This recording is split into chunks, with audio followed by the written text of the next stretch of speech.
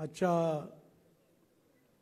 कार्यक्रमाचे अध्यक्ष आदरणीय कवीश्वर कुळाचार्य आचार्य प्रवर माननीय श्री विद्वांस बाबा, अध्यक्ष अखिल भारतीय महानुभाव परिषद फलटण,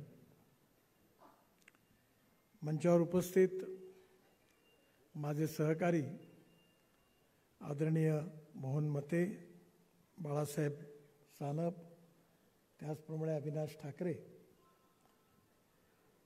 मंचावर उपस्थित सर्व आदरणीय संत मंडळी आणि उपस्थित सर्व मान्यवर आणि माझ्या बांधवांनो आणि बहिणींनो, आज अतिशय आपल्या सगळ्यांकरता एक विशेष रूपाने पवित्र दिवस आहे. आजचा दिवस जो आहे तो विशेष रूपाने भगवान सर्वज्ञ श्री चक्रधर स्वामी यांचा जो अवतरण दिन आहे त्याचा महोत्सव आणि त्या निमित्ताने भव्य महानुभाव पंथीय संमेलन व त्याचबरोबर पंचावतार उपहार सोहळा असा हा कार्यक्रम या ठिकाणी होतो आहे. मी सर्वप्रथम आजच्या या पवित्र दिवशी भगवान सर्वज्ञ चक्रधर स्वामींच्या चरणी वंदन करतो आणि त्यांनी आपल्या सगळ्यांना माझ्यासहित उत्तम आणि चांगलं कार्य करण्याकरता आशीर्वाद द्यावा अशी त्यांच्या चरणी प्रार्थना करतो.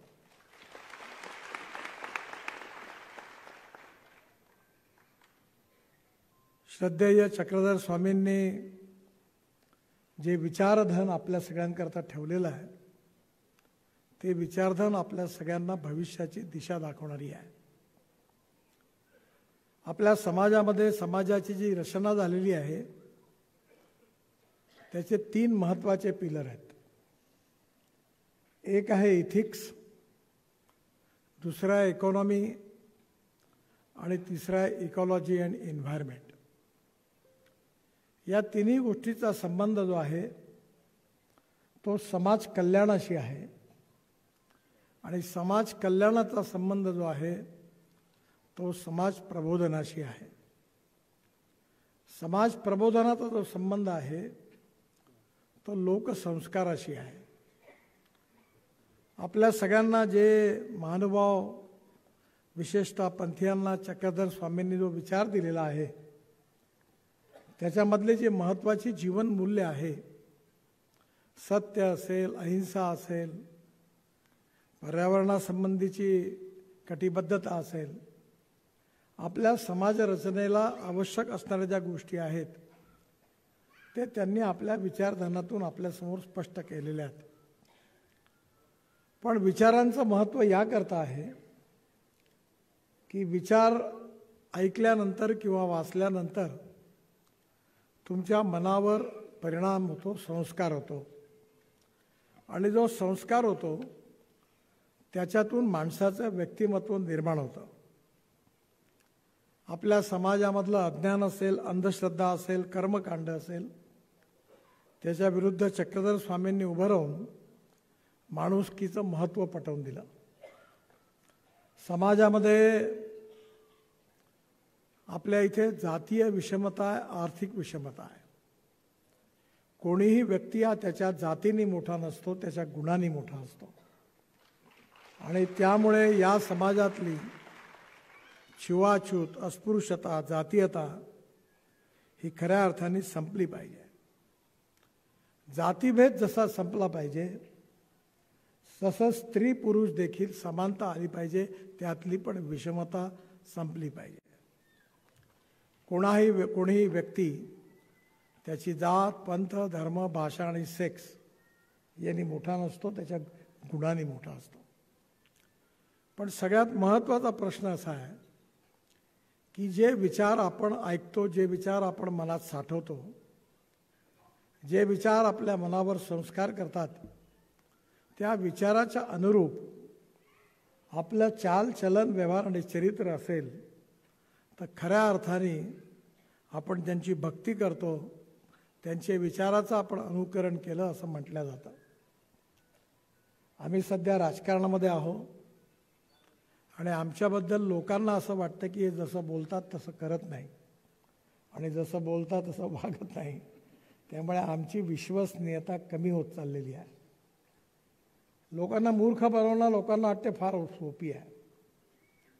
आणि त्यामुळे आज आपल्या समाजाला अनेक प्रकारे तोडण्यासाठी अनेक लोक प्रयत्न करत आहेत. मी निवडणुकीला उभं होतो आणि मला जातपात काही मी मानत नाही. आणि त्यामुळे मी लोकांना सांगितलं, ज्याला द्यायचं आहे त्याने व्होट द्या, नाही द्यायचं आहे त्याला नका देऊ. मी जातपात पाळत नाही. आणि याच सभागृहामध्ये सगळ्या लोकांसमोर सांगितलं, जो करेगा जात की बात उसको कसके मारूंगा लात. आणि मी ते पाळलं आणि आजही पाळतो. आणि हे चक्रधर स्वामींनी हेच सांगितलं की समाजातलं अज्ञान असेल, अंधश्रद्धा असेल, जातीयता असेल, अस्पृश्यता असेल, उच्च नीचतेचा भाव असेल, चालीरीतीच्या आधारावर स्त्री पुरुषांमध्ये विषमता असेल, या सर्व ठिकाणी समानता आणि समता प्रस्थापित झाली पाहिजे. आणि ही प्रस्थापित तेव्हाच होईल की जेव्हा कथनी आणि करणीमध्ये अंतर राहणार नाही. आणि मग आपण सगळेजण हा संदेश घेऊन जनतेचं प्रबोधन करतात. माझ्या जवळचा सुधाकर बसलाय पारशिवनीचा, त्याचा भाऊ माझा फार जवळचा होता. मला त्याची आज आठवण झाली, कारण अनेक वर्ष माझ्याबरोबर तो काम करत होता. पण त्याच्या जीवनामध्ये त्याची श्रद्धा होती आणि त्याचा विशेषता ही होती की तो त्या विचाराप्रमाणेच जीवन जगला, असा सचोटीचा होता. मी एकदा त्याला विचारलं, माझ्याकडे आग्रह केला आणि पारशिवनी जवळच्या एका टेकडीवरच्या आपल्या मंदिरामध्ये मी यावं असा त्याचा खूप आग्रह होता. कारण त्यांनी जे चक्रधर स्वामींचं जे तत्त्वज्ञान त्यांनी ग्रहण केलं त्याप्रमाणे आपल्या परिवारात त्याचं अनुकरण त्याप्रमाणे त्यांनी केलं.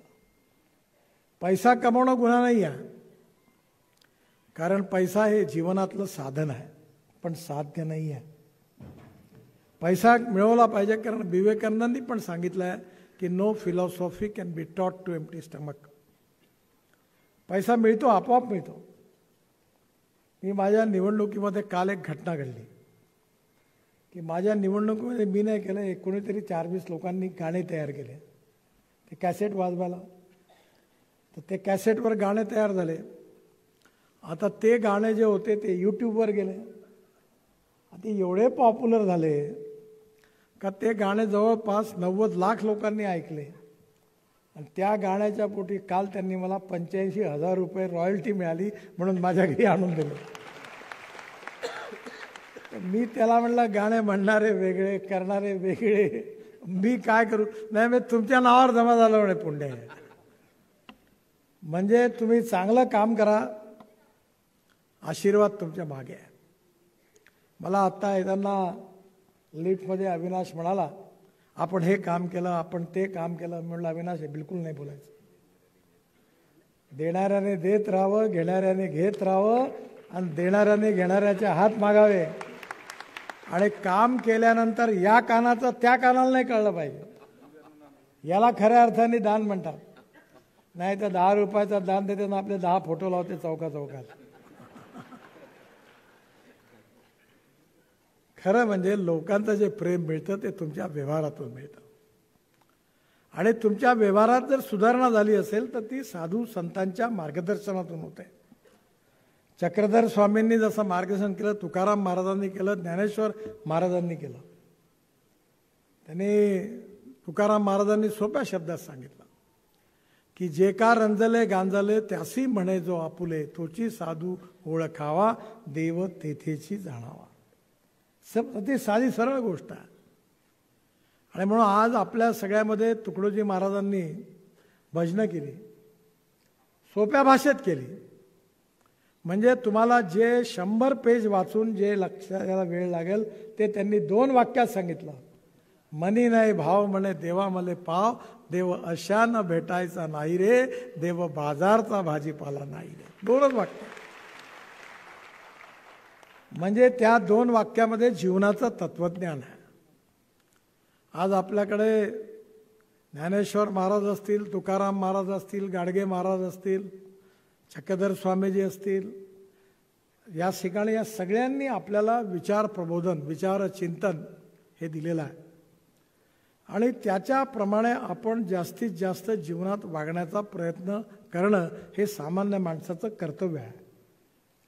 इंग्लिशमध्ये एक म्हण आहे की no one is perfect and no one can claim that he is perfect. उत्तम, अधिक उत्तम, सर्वोत्तम up to infinity. You cannot catch your own image. आपण जेवढ्या जोराने धावतो तेवढ्या जोराने आपली प्रतिमा धावते, ती कधीच आपल्या हातात येत नाही. तसं ज्या चांगली गोष्ट आहे, जी गुणवत्ता आहे, जी समाजोपयोगी चांगली जीवन मूल्य आहेत, सत्य, अहिंसा, जात विरहित आणि कुठल्याही प्रकारची विषमता विरहित समाजाची रचना, अंधश्रद्धा आणि अज्ञानापासून मुक्ती. अज्ञानापासून मुक्ती म्हणजे ज्ञानाचं ग्रहण करणं आहे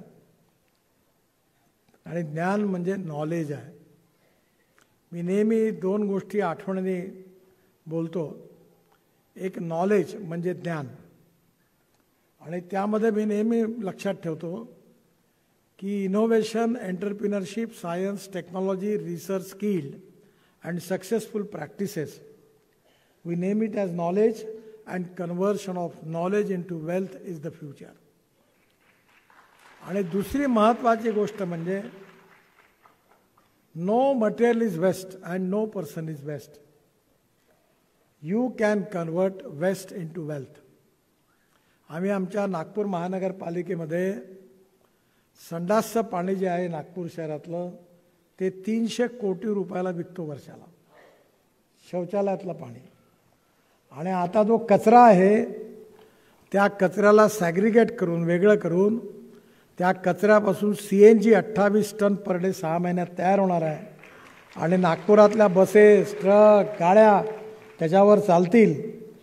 आणि जे पर्यावरणाचा संदेश महाराजांनी दिला आहे, चक्रधर स्वामींनी, ते पर्यावरणाचं रक्षण होईल आणि प्रदूषणापासून मुक्ती मिळेल. मी आत्ता खाली गाडीमध्ये आलो. ती गाडी पेट्रोल डिझेलवर चालणारी नाही आहे, ती शेतकऱ्यांनी तयार केलेल्या इंधनावर म्हणजे इथेनॉलवर चालणारी आहे. 100% इथेनॉलवर आहे. जगातली पहिली गाडी आहे Euro 6 इमिशन नॉर्म्सची, टोयोटाची इनोवा. आणि त्या गाडीत 60% वीज तयार करते आणि तिचा खर्च जो आहे तो पेट्रोलच्या ॲव्हरेजशी तुलना केला तर 25 रुपये लिटर पेट्रोल होईल, एवढा स्वस्त आहे. मी आता ट्रान्सपोर्ट मंत्री आहे. मी इलेक्ट्रिक आणलं, इथेनॉल आणलं, मिथेनॉल आणलं, बायोडिझेल आणलं, बायो LNG, बायो CNG आणलं, आता हायड्रोजन आणलं. आणि माझी इच्छा आहे की तुम्ही खऱ्या अर्थाने चक्रधर स्वामींच्या विचाराचं अनुकरण करता, तर त्यांनी पर्यावरणाचा संदेश दिलेला. माझी तुम्हाला विनंती आहे की आता गाडी घ्यायची असेल तर पेट्रोल डिझेलवाली नाही घ्यायची, इलेक्ट्रिकवरची घ्यायची, इथेनॉलवरची घ्यायची. आणि या समाजातलं आणि या देशातलं प्रदूषण आम्ही पूर्णपणे समाप्त केल्याशिवाय राहणार नाही, हा संकल्प केला. मी फॉरेनमध्ये गेलो होतो. मी गाडीत बसलो होतो, कार्यक्रमाला चाललो होतो स्वित्झर्लंडमध्ये. चॉकलेट खाल्ले, तिथे चॉकलेट फार चांगले होतात. आणि मी लगेच चॉकलेट खाल्ल्यावर जे तो कपडा होता, तो कागद होता, इकडे तिकडे पाहिलं. आणि मी भारतीय आहे, मला सवय आहे का दिसला का फेक सगळे खाली. पण तिथं कडक नियम आहे. मी इकडे तिकडे पाहिलं, कुणी नाही पाहता पाहिलं, आणि चॉकलेटचं प्लॅस्टिकचं पॅकेट माझ्या खिशात रिकामं टाकलं आणि नंतर आल्यावर एका कचरा घरात टाकलं. फॉरेनमध्ये चांगलं वागतात आणि इथं आला का पचकन तंबाखू, जाफरानी पचकन थुकतात. पुन्हा मग आले की चक्रधर स्वामींच्या कार्यक्रमात येतात. हे नाही चालणार. तुम्हाला जर तुम्ही स्वामीजींचे अनुयायी असाल तर तसंच वागावं लागेल. आणि म्हणून जीवनामध्ये थोर महात्मे होऊन गेले, चरित्र त्यांचे पहा जरा, आपण त्यांच्या समान व्हावे, हाच सापडे बोध करा. मी त्यांच्या चरणी हीच प्रार्थना करतो की तुमच्यातले एक 5-10% गुण तरी माझ्यामध्ये आले पाहिजे असं मला आशीर्वाद द्या. शेवटी देवत्व कशात आहे? व्यवहारात आहे. माणसाचा जन्म माणूस म्हणून झाल्यानंतर ज्ञानामधून त्याचं व्यक्तित्व जेव्हा निर्माण होतं आणि त्याचं चालचलन व्यवहार आणि चरित्रातून त्याचं मोठेपण जेव्हा सर्वसामान्यांना दृष्टिक्षेपात येतं तेव्हा लोक त्याच्या समोर चरण होतात, नतमस्तक होतात आणि त्याला देवत्व प्राप्त होतं. आणि हे देवत्व विचारातून प्राप्त होतं. आणि विचार जे आहेत ते आपल्याला चक्रधर स्वामींसारख्या संतांच्या सान्निध्यातून, विचाराच्या चिंतनातून, ग्रहणातून ते आपल्याला विचार प्राप्त होतात. खरं म्हणजे आपल्याकडे आज मोठ्या प्रमाणात सगळी संत मंडळी आली आहेत. त्यांचं मार्गदर्शन महत्त्वाचं आहे. मी काही संत नाही आहे, मी लहान माणूस आहे. माझा अधिकार नाही आहे मार्गदर्शन करण्याचा. आपल्याकडे नेहमी म्हटलं की राजा श्रेष्ठ नाही आहे, धर्मश्रेष्ठ आहे, गुरुश्रेष्ठ आहे. आणि ज्यावेळी विक्रमादित्याचा अभिषेक झाला राजा म्हणून, तेव्हा विक्रमादित्य खाली उभा राहिला सिंहासनाच्या खाली, तेव्हा तिथल्या महाराजांनी, संतांनी येऊन त्याच्या पाठीवर आसूड मारला आणि सांगितलं राजा नाही धर्मश्रेष्ठ आहे. म्हणजे आपली संस्कृती, इतिहास आणि परंपरा जी आहे ती खऱ्या अर्थाने वेगळी आहे. आज जगामध्ये हे नाही आहे. जगामध्ये सगळीकडे विचित्र स्थिती आहे. तुम्हाला माहिती नाही, तुम्ही इथे आपण बसलो, आपल्याला आपलं कळत नाही स्वामीजीचं महत्त्व, साधू संतांचं महत्त्व. मी ब्रिटन पार्लमेंटमध्ये गेलो होतो, इंग्लंडमध्ये. माझं भाषण झालं आणि मी जेव्हा प्रधानमंत्र्याकडे गेलो तेव्हा त्यांनी मला विचारलं की तुमच्या देशातली सगळ्यात मोठी समस्या कोणती आहे? तर मी सांगितलं गरिबी आहे, भूकमारी आहे, बेरोजगारी आहे, लोकसंख्या वाढूनच राहिली आहे आणि ही आमची समस्या आहे. मग मी त्यांना विचारलं तुमच्या देशातली सगळ्यात मोठी समस्या कोणती आहे? तर त्यांनी काय सांगितलं माझं शांतपणे ऐकून घ्या. त्यांनी सांगितलं आमच्या देशासमोरची सगळ्यात मोठी समस्या ही आहे की आमची मुलं मुली तरुण झाल्यानंतर लग्नच करत नाहीत.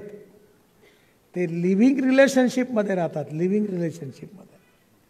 आणि कोण कोणाला सोडते आणि कोण कोणाला पकडते याचा हिशोबच नाही. त्यामुळे पोरगा झाला तो कोणापासून झाला पता नाही झाला.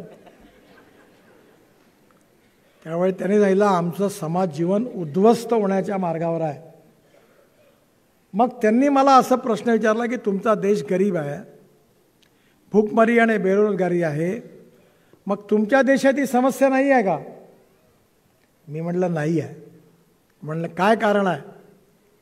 तर मी त्यांना सांगितलं आमच्या समाजात आम्ही गरीब जरूर आहोत, पण आमच्या साधू संतांनी, आमच्या धर्माने आम्हाला नैतिकता, जीवनमूल्य शिकवले आहेत आणि त्यांच्या विचारामधून प्रेरणा घेऊन, जसा या ठिकाणी अनेक तुम्ही सगळे बसलेले आहात, आपलं घर दार परिवार सोडून स्वामीजींच्या विचाराकरता आपण कार्य करत आहात, अशी प्रेरणा देणारे काम करणारे लोक जगात नाही आहे कुठे. हे फक्त आपल्या देशात आहे. आणि म्हणून आपल्या देशातली इतिहास, संस्कृती, विरासत मोठी आहे. आणि हे तुम्हाला देशात नाही कळणार, इथं कळणार नाही, कारण इथे त्याचं महत्त्व नाही. जिथं विकते, जिथे पिकते तिथे विकत नाही. आता नागपूरवाल्यांना संत्र्याचं महत्त्वच नाही. आणले म्हणते त्यांनी 50 पाठवले घरी. पण मुंबईत आणि चेन्नईमध्ये गेला, हो नागपूर का ऑरेंज आहे, बहुत बढिया आहे. म्हणजे तो बढिया म्हणते ना, हा म्हणते कारण जिथं पिकते तिथे विकत नाही. पण तुम्ही लक्षात ठेवा की तुम्ही ज्या विचारावर श्रद्धा ठेवता तो केवळ आपल्या देशापुरता मर्यादित नाही आहे, तर आपल्या देशाला विश्वगुरू बनवण्याइतका ताकदवान आणि शक्तिमान आहे. आणि आपल्या व्यवहारातून त्या विचाराच्या अनुरूप आपण जर वागलो समाजामध्ये, तर समाज बदलल्याशिवाय राहणार नाही. आणि महाराजांची जी शिकवण आहे ती नक्की आपल्या जीवनामध्ये आपण आपण सगळ्यांचं अनुकरण करावं. चिंता नका करू. मी नेहमी म्हणतो चांगलं काम करत राहा, भगवान आपोआप देते. मी मरता मरता वाचलो. माझा ॲक्सिडेंट झाला, गाडी पाय 4 ठिकाणी तुटला, बायको मुलगा मुलगी सगळे, गाडी चपकून गेली. मला अनेक जण म्हणे हे गाडी पाहिल्यावर कोणी तुम्ही जिवंतच कसे राहिले म्हणे, राहूच शकत नाही. तर त्यावेळी मी सांगितलं की मी हजारो लोकांचे हार्टचे ऑपरेशन करून दिले, पाय लावून दिले, अनेकांची सेवा केली, दिव्यांगांची.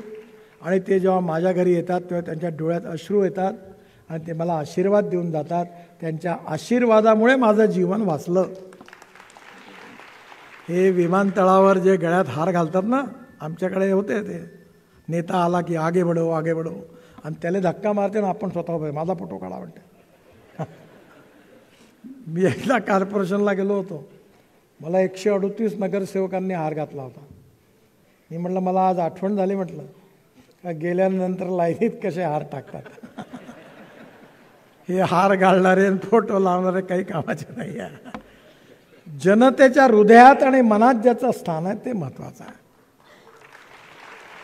आणि ते स्थान संतांच्या विचाराच्या अनुकरणातून येतं. आणि तुम्ही सगळेजण चक्रधर स्वामींच्या अवतार दिनाच्या दिवशी त्यांच्या विचारानुरूप चालण्याचा जो संकल्प करत आहात हाच सगळ्यात महत्त्वाचा आहे. मी महाराजांच्या चरणी वंदन करतो, अभिवादन करतो. आपल्या सगळ्यांचं जीवन सुखमय, समृद्धमय, संपन्नमय हो. आणि त्याचबरोबर त्यांचा आशीर्वाद आपल्यासहित, माझ्यासहित, आमच्या सगळ्यांच्या मागे राहील असा विश्वास व्यक्त करतो. माझ्याकडे आज गणपतीची पूजा आहे. पूजा आटपून मी निघून आलो. आरती करता सगळे थांबले, अर्धा तास येतो म्हणून सांगितलं, कारण मी कबूल केलं होतं कार्यक्रमाला येईन. म्हणून आपल्या स्टेजवरच्या सगळ्या मंडळींची क्षमा मागतो. ते सगळेजण भाषण देणार आहेत, त्यांचं पूर्ण ऐकून घ्या. आणि आपले साधू संत त्यांचंही मार्गदर्शन आहे. मी फक्त आपल्याला स्टेजवरच्या प्रमुख मंडळींची आपले हात जोडून क्षमा मागतो. मला आज जाण्याची अनुमती द्या. खूप खूप धन्यवाद. नमस्कार. चक्रधर स्वामींच्या चरणी प्रार्थना. माझं भाषण समाप्त करतो. धन्यवाद. धन्यवाद साहेब. टाळ्यांच्या गजरा